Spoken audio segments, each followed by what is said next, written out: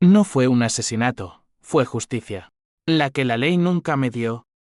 En ese instante, supe que el infierno no era un lugar, sino el eco de su risa mientras me enterraba vivo en deudas y mentiras.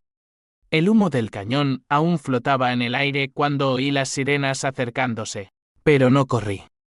Correr habría sido admitir derrota. Y yo ya había muerto una vez por culpa de Javier.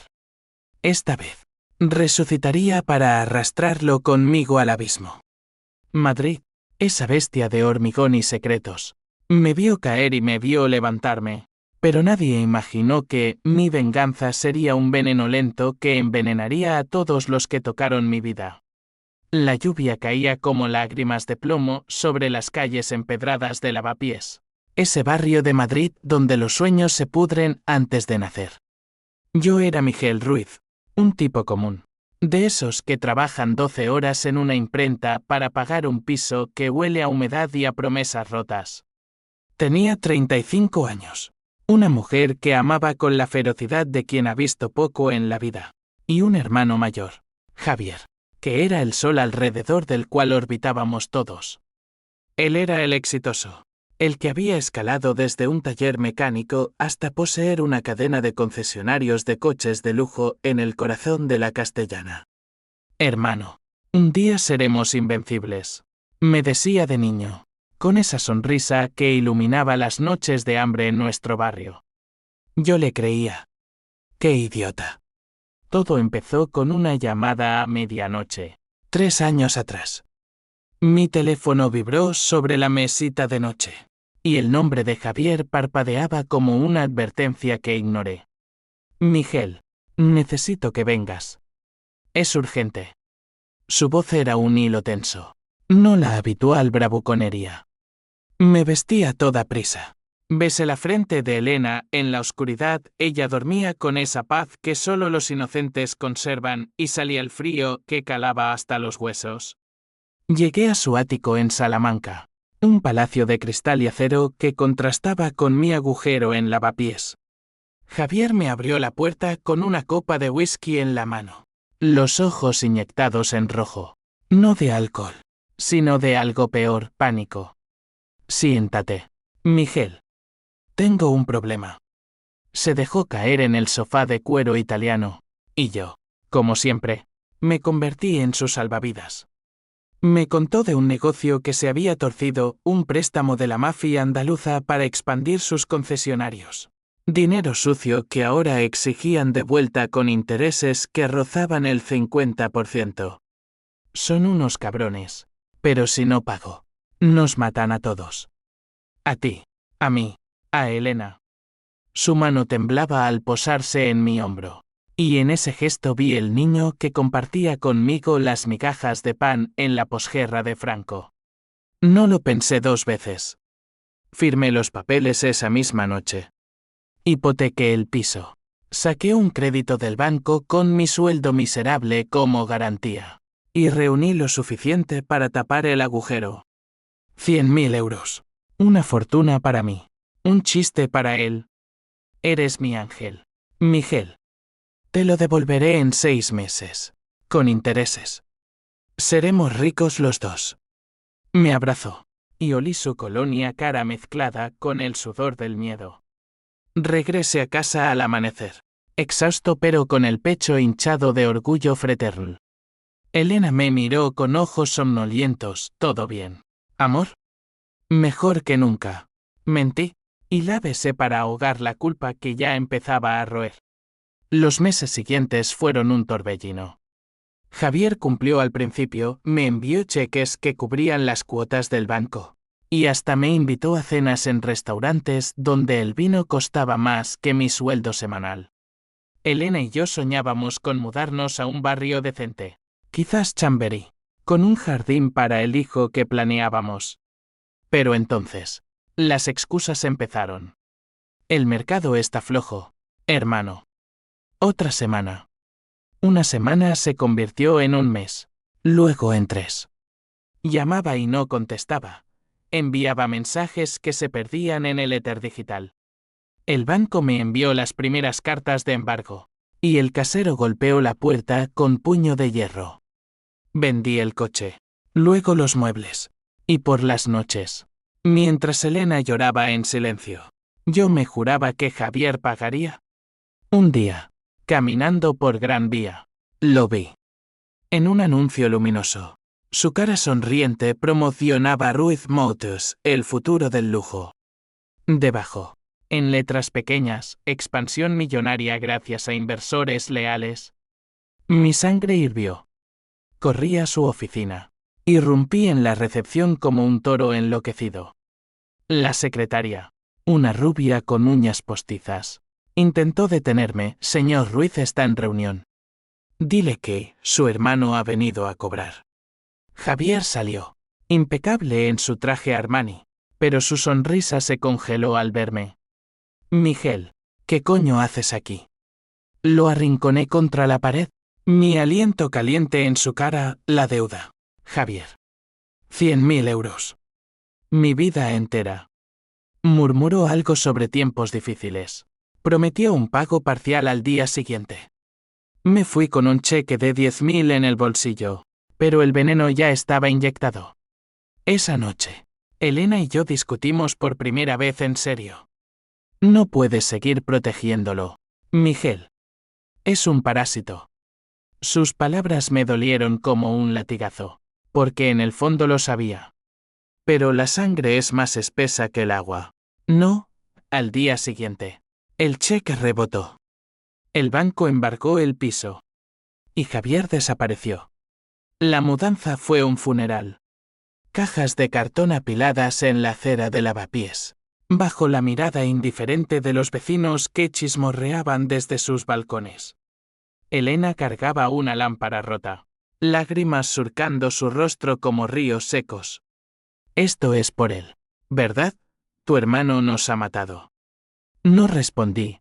No había palabras para justificar la traición que nos había despojado de todo. Terminamos en un hostal cutre cerca de Atocha. Una habitación con paredes amarillentas y un colchón que crujía como huesos viejos. Yo encontré trabajo como repartidor en una pizzería, pedaleando bajo la lluvia madrileña hasta que las piernas me sangraban. Elena, enfermera en un hospital público, volvía exhausta, con el olor a desinfectante pegado a la piel. Pero el destino, ese hijo de puta caprichoso, no había terminado con nosotros. 2 meses después, recibí una citación judicial. Javier me demandaba por difamación. Ha estado esparciendo rumores falsos sobre mi empresa, afectando mi reputación. Leí el documento con manos temblorosas. Él alegaba que yo había contado a inversores potenciales que su negocio era una estafa. Mentira pura. Nunca hablé con nadie. Mi boca estaba sellada por la vergüenza. Pero allí estaba, en papel timbrado, con su firma al pie. El abogado, un tipo seboso con corbata floja, me explicó: señor Ruiz, sin pruebas, esto le costará caro. Podría ir a la cárcel por calumnias. La audiencia fue un circo. Javier, testigo estrella, se presentó con un traje que gritaba inocencia, rodeado de guardaespaldas que parecían sacados de una película de Almodóvar. Mi hermano siempre ha sido celoso. Desde niños, envidiaba mi éxito. Sus palabras me atravesaron como cuchillos. Recordé las noches en que le cedía mi ración de comida, las veces que mentí a mis amigos para cubrir sus robos menores. El juez, una mujer de ojos fríos como el Guadarrama, dictaminó una multa que no podía pagar y 6 meses de prisión suspendida, con la condición de retractarme públicamente. Salí del juzgado con el alma hecha trizas, pero en el fondo, una semilla de odio germinaba. Elena fue mi ancla. No llores, Miguel. Lucharemos. Pero la lucha la consumía. Embarazada de 3 meses, empezó a tener hemorragias. El médico, en el Gregorio Marañón, fue tajante: estrés extremo. Si no descansa, perderá al bebé. Esa noche, en el hostal, me arrodillé ante ella: perdóname. Por todo. Ella me tocó la mejilla. Sus ojos verdes nublados por el dolor. No es tu culpa. Es la de ese monstruo que llamas hermano. Pero lo era. Mi lealtad ciega nos había arrastrado al infierno. Empecé a investigar. Por las noches, después de las entregas, me sentaba en un cibercafé mugriento y husmeaba en foros oscuros, en registros mercantiles online. Descubrí que Javier no solo me había robado, había orquestado todo. El préstamo de la mafia era real, pero él lo había usado para inflar sus cuentas, atrayendo inversores legítimos. Mi dinero fue el cebo perfecto para tapar el fraude. ¿Y la demanda?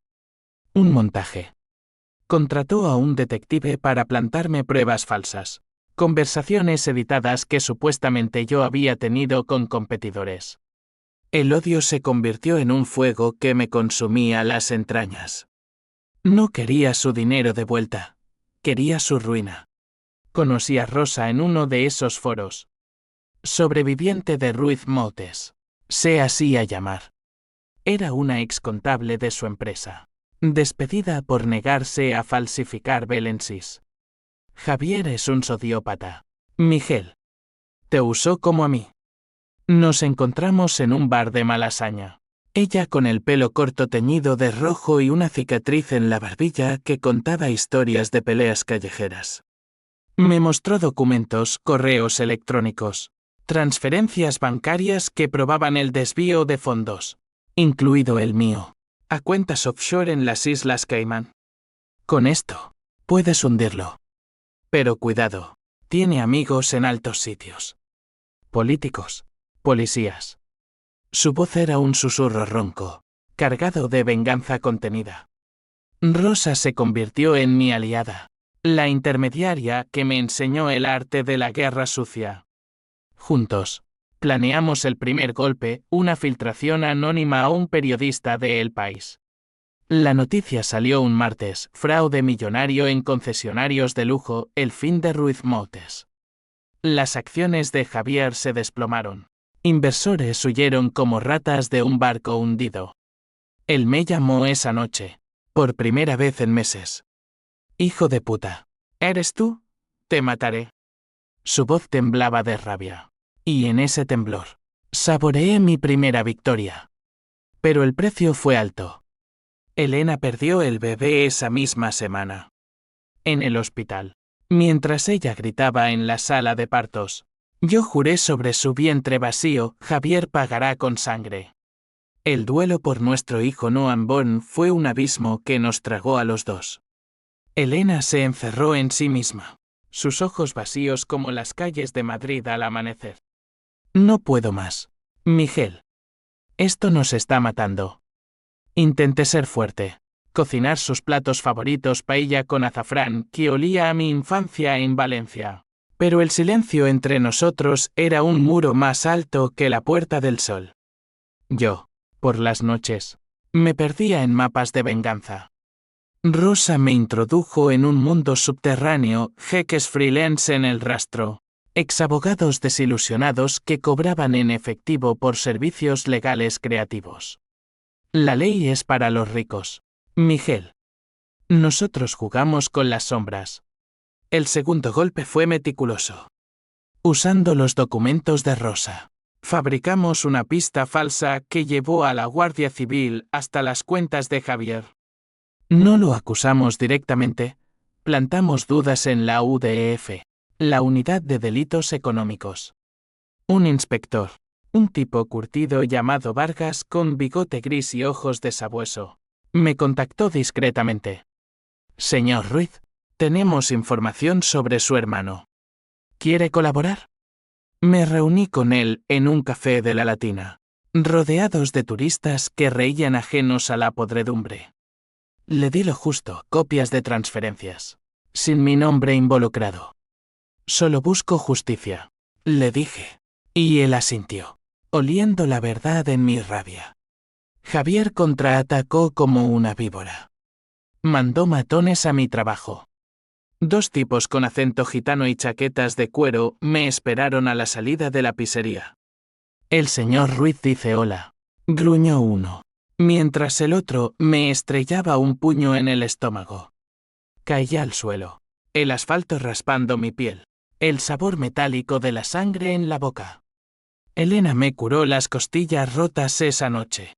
Sus manos temblando. Basta, Miguel. Denúncialo. O nos matará a los dos. Pero denunciar habría sido exponernos. Y yo ya no confiaba en la ley que él había comprado. Esto termina cuando él caiga. Le prometí. Y en sus ojos vi el primer atisbo de miedo reemplazado por determinación. La investigación avanzó. Periódicos sensacionalistas como ABC publicaron fotos granuladas de Javier entrando en un club de alterne en Marbella, con maletines que olían a dinero negro. Sus concesionarios cerraron uno a uno, empleados. Desesperados. Empezaron a hablar. Una secretaria contó cómo él la obligaba a dormir con clientes para cerrar tratos. Un mecánico reveló amenazas a sindicatos. El nombre de Javier se convirtió en sinónimo de corrupción, y su imperio se desmoronaba como un castillo de naipes en un vendaval. Pero el odio me transformaba. Miraba mi reflejo en el espejo del baño compartido del hostal ojos hundidos. Barba descuidada, y no reconocía al hombre que Elena había amado. Soñaba con Javier de niño, riendo en las fiestas de San Isidro, y me despertaba sudando, con las manos alrededor de una garganta invisible. Rosa lo notó en nuestra siguiente reunión, en un piso franco en Usera. Estás yendo demasiado lejos, Miguel. La venganza es un amante celoso. Te consumirá. Ella tenía sus propios demonios, un exmarido que Javier había ayudado a desaparecer en una deuda impagable. Pero no somos monstruos, insistió. Yo reí, amargo. Él lo es. Nosotros solo equilibramos la balanza. Elena y yo nos mudamos a un piso compartido en Vallecas, gracias a una amiga suya del hospital. Era un cuchitril con goteras, pero tenía una ventana que daba a un patio donde niños jugaban al fútbol. Intentamos reconstruir caminatas por el Retiro, besos robados en bancos bajo los plátanos. Te amo, Miguel. Pero prométeme que pararás cuando él pague. Asentí, mintiendo de nuevo. Porque en el fondo, sabía que la justicia no era suficiente. Quería su alma. El inspector Vargas me llamó un mes después. Tenemos orden de arresto. Fraude fiscal. Blanqueo. Vendrá por ti, Ruiz. Protégete. Esa noche, Javier irrumpió en nuestro piso. Forzó la puerta con una palanca, su figura recortada contra la luz del pasillo como un demonio bíblico. Traitre. Me has jodido todo. Elena gritó desde la cocina. Pero yo ya tenía un cuchillo en la mano, el del pan, oxidado pero afilado. Lo empujé contra la pared, la hoja presionando su yugular. 100.000 euros. Mi hijo. Mi vida. Págalo ahora. El jadeo. Ojos desorbitados, estás loco. Somos sangre. La sangre se lava. Respondí. Y por un segundo, vi el miedo genuino en su cara. Lo dejé ir. No por piedad, sino porque matarlo allí habría sido demasiado fácil. Quería que sufriera. Al día siguiente, lo detuvieron en su ático. Las noticias lo mostraron esposado, la cabeza gacha, mientras flechas lo cegaban. España entera lo devoraba vivo. Pero en mi pecho, el vacío persistía. La venganza no llenaba el hueco de mi hijo perdido, ni borraba las cicatrices de Elena. La caída de Javier fue un espectáculo público, un linchamiento mediático que Madrid saboreó con morbo. Programas de televisión como Espejo Público dedicaban horas a desmenuzar su vida, amantes, yates en Ibiza, fiestas con toreros y actrices de medio pelo. El hermano traicionado. Me llamaban a mí, el mártir anónimo que había destapado el escándalo. Periodistas acampaban frente a nuestro piso en Vallecas, micrófonos extendidos como lanzas. Elena los ahuyentaba con escobazos, fuera. buitres. Pero yo concedí una entrevista. Anónima al principio, luego con nombre y apellido. No es por dinero, dije a la cámara. Mi voz ronca por el tabaco y las noches en vela. Es por honor. Por la familia que destruyó. Javier languidecía en la prisión de Soto del Real. Un agujero para peces gordos donde los corruptos se pudren entre lujos relativos. Me escribió una carta. Garabateada con letra temblorosa, hermano. Fue un error. Ayúdame. Por mamá. La quemé en el fregadero, viendo cómo las llamas devoraban sus palabras como yo quería devorar su alma. Rosa me advirtió, no vayas a verlo. Te romperá. Pero el odio es un imán. Y un mes después, solicité la visita. La sala de encuentros era un purgatorio de plástico y metal, mesas atornilladas al suelo, guardias con ojos de halcón. Javier entró encadenado, más delgado, con ojeras que lo envejecían 10 años. Miguel. Gracias por venir. Intentó abrazarme a través de la rejilla, pero un guardia lo detuvo. Nos sentamos, y su mirada suplicante me revolvió las tripas. Dime la verdad, exigí. El préstamo, la demanda, todo. ¿Por qué? Bajó la cabeza. Voz quebrada, tenía miedo. El negocio se hundía, y tú eras lo único seguro. Pensé que te recuperaría. Mentira. Sus ojos esquivaban los míos, como siempre. El detective. Las pruebas falsas. ¿Cuánto te costó? Sonrió. Amargo, 50.000. Barato por mi libertad. La rabia me cegó. Apreté los puños hasta que las uñas se clavaron en las palmas. Mi hijo murió por ti. Elena casi se suicida. ¿Y tú? ¿Un error? Él sollozó entonces. Lágrimas genuinas por primera vez. Perdóname. Haré lo que sea. Salí de allí vomitando en el baño de la prisión. No por piedad, sino por el asco de ver lo frágil que era el monstruo. De vuelta en casa, Elena me esperaba con una cena fría. No vayas más, suplicó. Pero la semilla de duda que Javier plantó germinó. ¿Y si era remordimiento real? ¿Podía la sangre perdonar? No. La perdí a ella esa semana. Discutimos por una tontería el dinero de la entrevista, que ella quería ahorrar para terapia. Y explotó todo. Estás poseído. Miguel, la venganza te ha robado el alma. No te reconozco. Empacó una maleta. Besó mi frente como a un niño, vuelve cuando seas tú de nuevo. Se fue al amanecer, dejando un vacío mayor que el de nuestro hijo. Sola. La obsesión me consumió. Rosa y yo escalamos, contactamos a la mafia andaluza. No para aliarme, sino para delatar. Un soplo anónimo llevó a redadas en Sevilla, donde incautaron coches de lujo con matrículas falsas vinculadas a Javier. Él, desde la cárcel, vio su sentencia gravarse a 10 años. Pero el twist vino de donde menos lo esperaba. Vargas, el inspector, me citó de urgencia. Ruiz, hay algo que debes saber. En su oficina, rodeado de expedientes, me mostró un dossier. Tu hermano no actuó solo. Tu suegro, el padre de Elena, estaba metido hasta el cuello. El mundo se tambaleó. Don Carlos, el viudo honorable que me había dado su bendición en la boda. El hombre que fingía despreciar el lujo de Javier. Había sido el cerebro, usó su posición en un banco para avalar el préstamo fraudulento, cobrando comisiones ocultas. Quería proteger a su hija, explicó Vargas, pero la codicia lo cegó. Cuando tú entraste, te vio como el chivo expiatorio perfecto. Fotos, transferencias, incluso una grabación donde don Carlos reía con Javier, el tonto de Miguel lo arreglará todo. Mi suegro me había traicionado por segunda vez, orquestando no solo la ruina financiera, sino la demanda para silenciarme. Elena lo ignoraba, él la había mantenido en la oscuridad para protegerla. La revelación fue un terremoto. Corrí a casa de don Carlos en Pozuelo.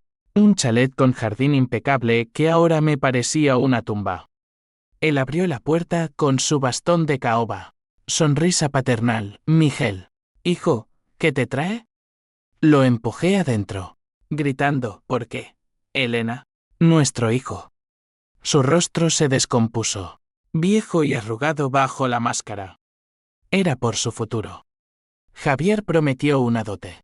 Estabilidad. Golpeé la mesa. Astillándola, la mataste. Él se derrumbó en una silla, confesando entre sollozos, perdóname. Era un error. Las mismas palabras de Javier. Salí de allí jurando que ambos pagarían, pero el daño estaba hecho. Llamé a Elena, tu padre. Colgué antes de romperme. La traición doble me partió en dos. Por un lado, el fuego de la venganza ardía más feroz. Por otro, un vacío helado donde antes latía el amor. Elena no contestaba mis llamadas, su amiga del hospital me dijo que se había mudado a Toledo, a casa de una tía, buscando distancia de este infierno madrileño. Intenté ir, pero las piernas no respondían. En su lugar, me hundí en el plan final. Rosa, mi sombra leal, me ayudó a tejer la atacaremos donde duele, en el orgullo. Publicamos un manifiesto anónimo en redes, la verdad de los Ruiz, detallando no solo el fraude, sino la complicidad de don Carlos. Fotos borrosas, extractos bancarios, la grabación filtrada. Internet explotó. Hashtags como Ruiz traidores y venganza justa se volvieron virales. Javier, desde la cárcel, vio su nombre arrastrado por el fango. Don Carlos, acosado por vecinos y prensa, sufrió un infarto que lo dejó postrado. Pero el clímax se gestó en una noche de tormenta, cuando el cielo sobre Madrid rugía como mi conciencia. Recibí un mensaje de un número desconocido, tu hermano quiere verte. Última oferta. Medianoche. Ático vacío. Era una trampa. Lo sabía, pero el destino me empujaba. Fui solo, con un revólver cargado en la gabardina prestado de un contacto de Rosa, un exmilitar con deudas morales. El ático estaba a oscuras, muebles cubiertos por sábanas fantasmales, el eco de nuestras risas pasadas resonando en las paredes desnudas. Javier estaba allí, libre bajo fianza apelada, flanqueado por dos matones. Bienvenido al fin, hermano. No hubo palabras al principio, solo un silencio cargado de años de mentiras. Él avanzó, manos abiertas, escucha. Miguel. Puedo arreglarlo. Don Carlos confiesa todo, tú retiras las acusaciones, y te doy una parte del negocio residual. Elena vuelve, todo como antes. Su voz era miel envenenada, pero vi el cálculo en sus ojos. Reí. Un sonido roto, como antes. Con mi hijo muerto y mi mujer rota. No. Los matones se movieron, pero yo fui más rápido. Disparé al aire primero, el estruendo congelándolos. Luego, apunté a Javier, arrodíllate y ruega. Él obedeció. Rodillas en el mármol frío, por favor. Sangre de mi sangre. En ese momento, el twist golpeó como un rayo. La puerta se abrió de golpe. No eran guardias, sino Elena, con el rostro pálido y un teléfono en la mano. Miguel, para. Había seguido mi rastro, alertada por Rosa. Pero no era piedad lo que la traía, era furia. Leí el manifiesto. Mi padre. ¿Por qué no me lo dijiste? Lágrimas corrían por sus mejillas, pero sus ojos ardían. Javier alzó la vista. Esperanza falsa, Elena. Mi cuñada. Ayúdame. Ella escupió, monstruo. Tú y mi padre me robaron la familia. El caos estalló. Uno de los matones lungió hacia ella. Disparé, acertando en su hombro. El otro me tacleó. Y rodamos por el suelo en una maraña de puños y maldiciones. Javier se levantó, cuchillo en mano de la cocina abandonada. y se abalanzó sobre mí. «Muere, traidor», Elena gritó, y en el forcejeo, el cuchillo se hundió en mi costado. Dolor blanco, cegador. Pero rodé, saqué el revólver caído, y apreté el gatillo. La bala impactó en su pecho, un rojo floreciente en su camisa blanca. Cayó de rodillas, gorgoteando, hermano. Elena corrió a mí, presionando la herida. «No, Miguel, llama a una ambulancia». Pero las sirenas ya ululaban abajo. Javier se desplomó, ojos vidriosos fijos en mí. Murió allí, en el ático que simbolizaba su codicia, con su imperio en ruinas a sus pies. La policía irrumpió minutos después. Yo, sangrando en el suelo, con Elena sollozando a mi lado. «Fue defensa propia», murmuró ella, pero el cuchillo en mi mano contaba otra historia. Don Carlos, enterado por las noticias, se quitó la vida esa misma noche. Una botella de somníferos en su mesita de noche. Carta de confesión al pie. La cadena de traiciones se cerraba en un nudo sangriento. El juicio fue un circo mayor que el de Javier. Acusado de homicidio. Defendido por un abogado de oficio que olía a derrota. Elena testificó a mi favor, lo provocaron. Mataron a nuestro hijo indirectamente, Miguel solo equilibró la balanza. Sus palabras, dichas con voz firme pese al temblor, me salvaron. El jurado, un grupo de madrileños hastiados de corrupción, vio en mí no a un asesino, sino a un hombre roto por la traición. Culpable de homicidio involuntario, dictaminó el juez. 2 años con suspensión condicional, dada mi colaboración previa en el caso Ruiz. Salí del juzgado un hombre cambiado, marcado por cicatrices visibles y otras que supuraban en el alma. Elena me esperaba fuera, delgada pero con esa luz en los ojos que había extrañado. «Volvamos a empezar», dijo, tomándome la mano. «En Valencia, lejos de esta cloaca. Vendimos lo poco que quedaba, mi historia al cine. Un guión que Hollywood compró por un puñado de euros. Y nos mudamos a la costa, a un pueblo de pescadores donde el mar lava pecados. Pero la venganza deja huellas indelebles.